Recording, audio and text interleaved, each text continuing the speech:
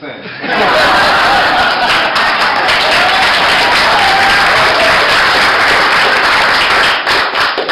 It's a treat to be back in the old home here at Hampton Roads with so many key political and business leaders, all here for one common purpose, and that is to see Randy Wright reelected. And I can't think of a better way to spend a Saturday. I've worked with Randy on so many projects over the years. He's a great leader for the community, and I think when you see the mayor here and the sheriff and critical business leaders from this community, the coach of the ODU, by the way, that was a low joke. I went and spoke at ODU a couple of weeks ago, and I had to greet the coach, 4 of his players, and they presented me with ODU championship T-shirts. I mean, that was rough, but you know, my daughter did go to ODU, and I have to admit, I rooted for Notre Dame, Coach. So, any other game, I'm right with you. I want you to know that. But this is a tribute to Randy, to the esteem in which you're held, and have so many people come here and give generously of their time and their money to see you reelected.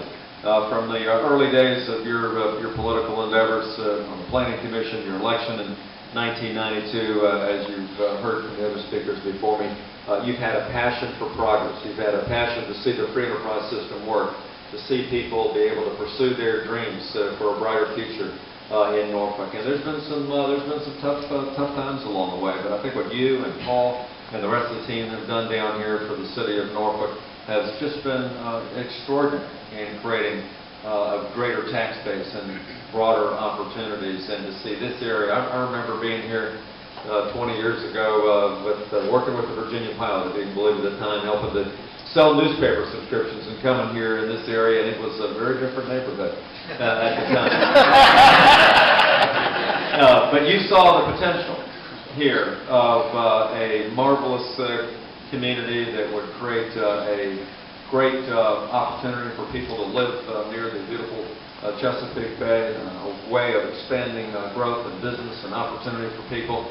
And with your advocacy, your passion, work with the mayor, it's come to fruition, and now people are enjoying this marvelous bayfront to live in, and it's a testimony to your hard work. But it's not just that; it's your work on transportation, your work through the Planning District Commission, through the Hampton Roads Transportation Authority. You've seen a vision for rail, for transit, for highways.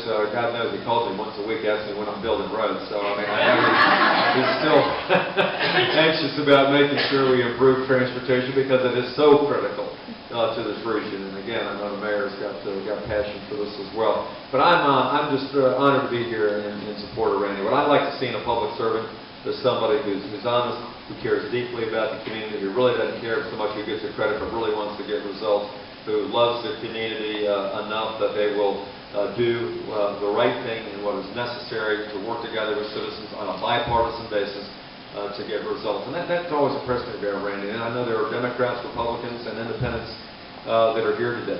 I think we can certainly see in Washington, when it's all about who's going to win and who's going to lose as opposed to what's best for the people, that it's refreshing to see public servants that are willing to transcend the Republican, Democrat, independent lines.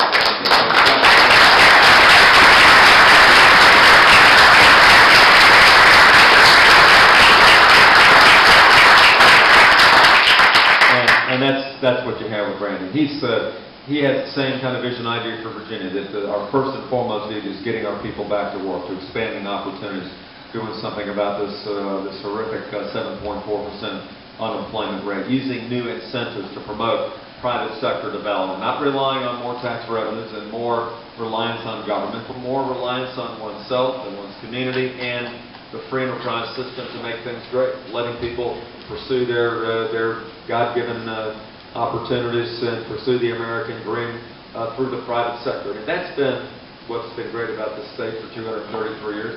That's, I know, what Randy believes in, and that's why I'm glad to be here to support him today. So, Randy, we look forward to your re-election and 4 more years on City Council. You've got a lot of people here I know that wish you well, that are giving sacrificially of their time, their talent, and their money. They'll be knocking on doors as well as writing checks, and with that, I know you're going to win. And you got a great team there with Erica and Holly. You got the old McDonnell Hampton Roads team support.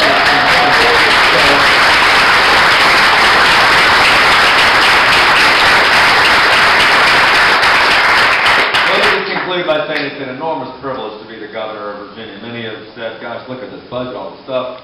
You know, why in the heck do you want to be governor? Well, I thought this is actually pretty easy. Even though I did come in the first 4 weeks, I had 4 blizzards and $4 billion in debt. That's a little bit of a rough time for a governor. And then I realized that the first 2 governors of Virginia, Patrick Henry and Thomas Jefferson, came in and they were fighting the most powerful army in the world, the British. I'm just worried about a few bucks. So, I mean, it's not so bad after all. But I tell you, what's happening down here, Randy, with your leadership and Paul and the rest of the team here in Norfolk, working so closely with Suffolk and Chesapeake and the new leadership team in Virginia Beach, the region's coming together. It's something that during my 21 years here we were hoping would happen. It's happened in a better and stronger way to have this region represented as a solid, unified economic force. I'm really excited about working with this team down here to promote economic development down here.